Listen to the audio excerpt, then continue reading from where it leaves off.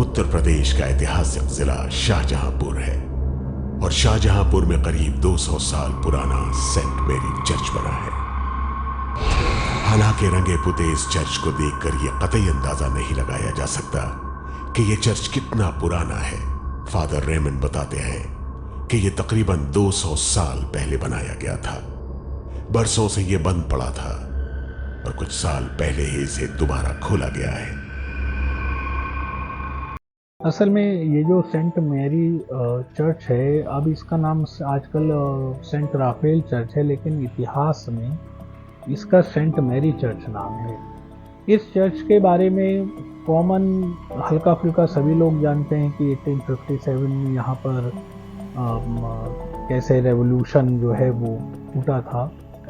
लेकिन अभी एक बुक मेरे द्वारा की गई 1857 के रेवोल्यूशन शाहजहांपुर में, तो उसको लेकर तमाम सोर्सेस को और लंदन लाइब्रेरी को विशेषकर पढ़ा और तकरीबन 60-65 किताबों की स्टडी हुई उस बुक जो बुक राइटिंग में है उसके लिए।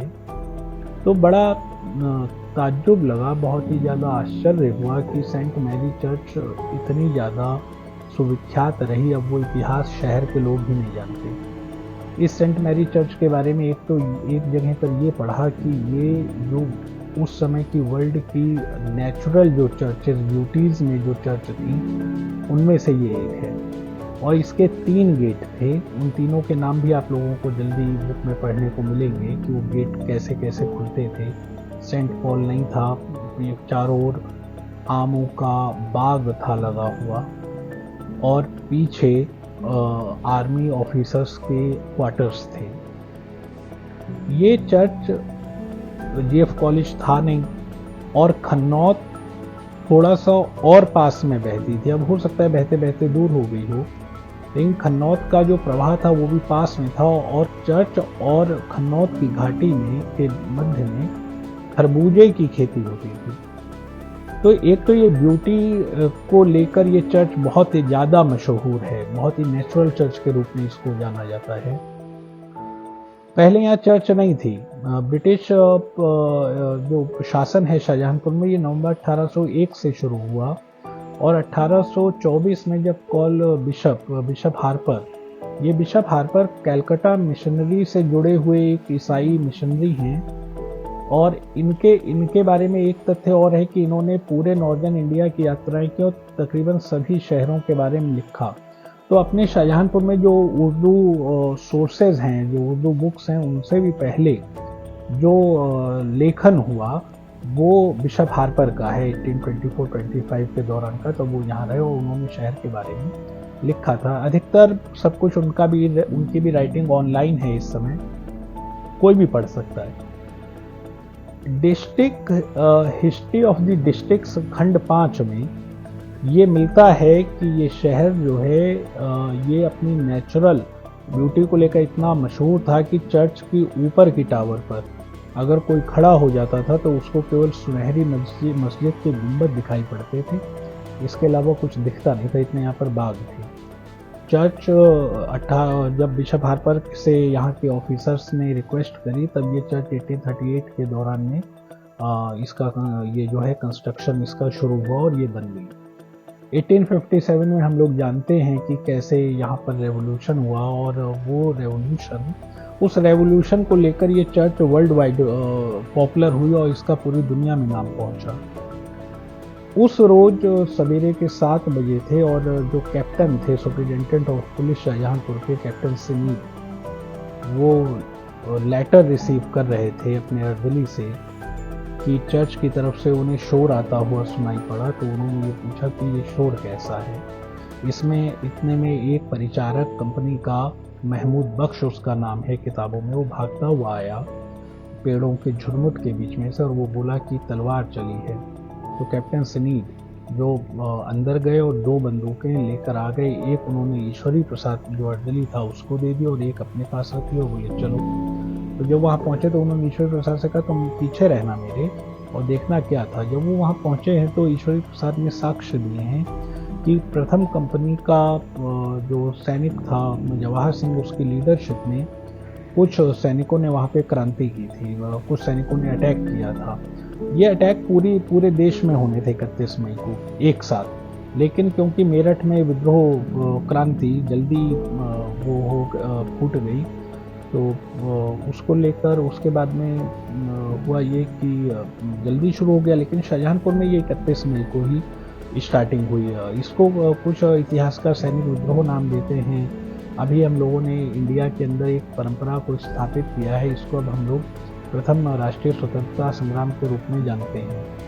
ये बयान दिया गया कि जो डीएम थे, डीएम एम रिक्रेट, जिनकी कब्र भी उसके अंदर है चर्च परिसर के अंदर, वो बाहर निकले, उन्होंने सबको अंदर कर दिया और ये कहा कि मैं बाहर जाकर देखता हूँ कि क्या मैटर है। तो बाहर आए तो उनके ऊपर तलवार से वार हुआ, तो एक उनका हाथ कटा और सिर के पीछे उनके तलवार जो है वो लगी और वो वहाँ पर गिर गए। उस रोज करीब 6 यूरोपियों की यहाँ पर हत्या हुई है और कुछ यूरोपीय बच गए और कई यूरोपीय जो थे वो हुआया तक चले गए। हुआ ये था कि क्रांतिकारी सैनिक चर्च के दरवाजों को नहीं तोड़ पाए थे, उनके पास लाठियाँ थीं, तो वो परेड ग्राउंड और लाइन में चले गए कि हम गन और तलवारें लेकर आते हैं और सभी को हम आज जो है इन यूरोपियों का दंश खत्म कर देंगे शाहजहांपुर की भूमि से। तो हुआ ये, फिर उसके बाद वो वहाँ से निकल गए। ये लोग जो निकल के गए थे, ये पुआया दरबार पहुँचे, वहाँ से मोहम्मदी गए और जो शेष यूरोपीय थे औरंगाबाद में एक जगह पड़ती है सीतापुर से लखनऊ के रास्ते में औरंगाबाद, वो एक और रोमांचक किस्सा है, उस पर किसी दिन हम लोग बात करेंगे। उनकी हत्या हुई और वो कैसे हत्या हुई, वो एक रोचक स्थिति, एक रोमांचक कहानी के रूप में है।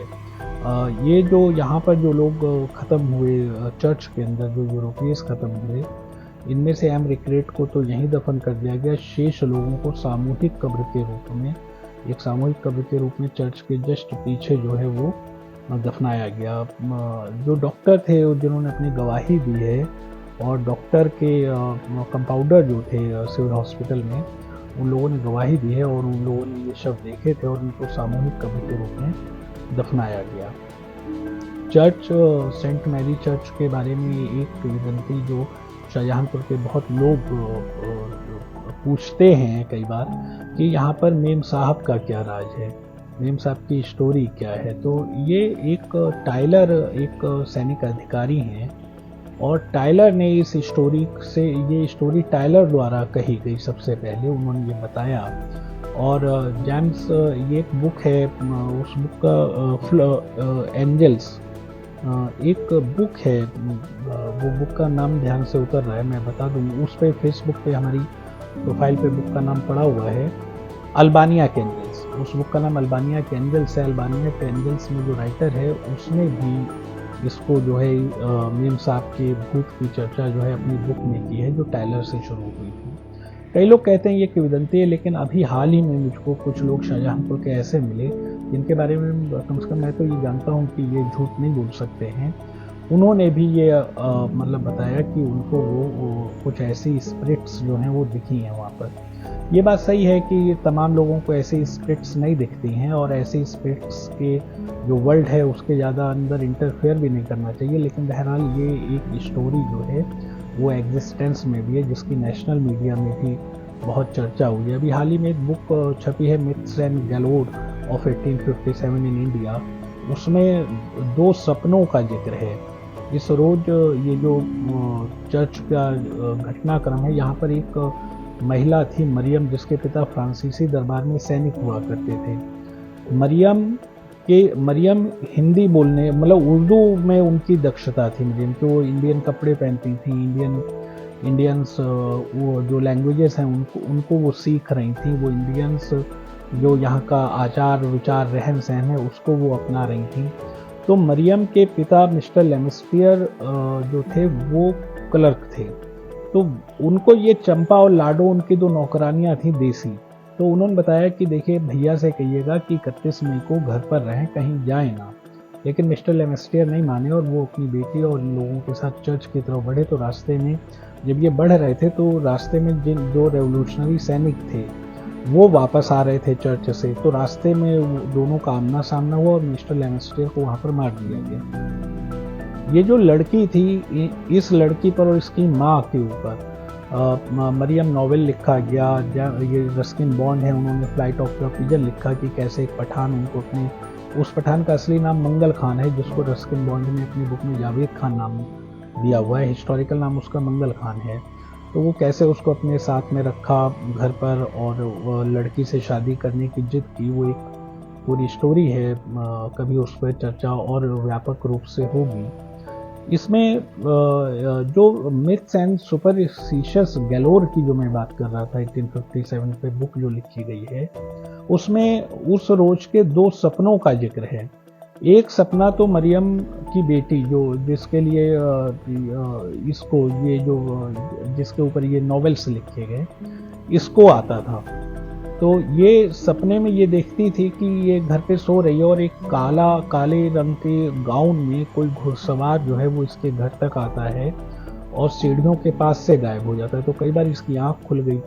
एक दूसरे सपने का जिक्र है जो एक दिल्ली के लाहौरी गेट से एक लाल रंग की खून की धारा बहते बहते पुआया तक आई है। इन 2 सपनों को उस किताब में जिक्र किया गया है। और 1857 वास्तव में एक मिथ्स है। मैं तो आपको ये बताऊँ, जो बुक हम लोगों ने की है, मुझे लगता था ये शायद 10-15 पन्ने में हो जाएगी, लेकिन वो कुल मिला के वो 200 पन्ने में उस दिन का घटनाक्रम जो है वो समाहित हुआ है। वो भी बहुत जल्दी आप लोगों के माध्यम से, पेज और यश के माध्यम से आप लोगों को सुनने को उसके बारे में भी हिस्टोरिकल चीज़ें और मिलेंगी। Thank you.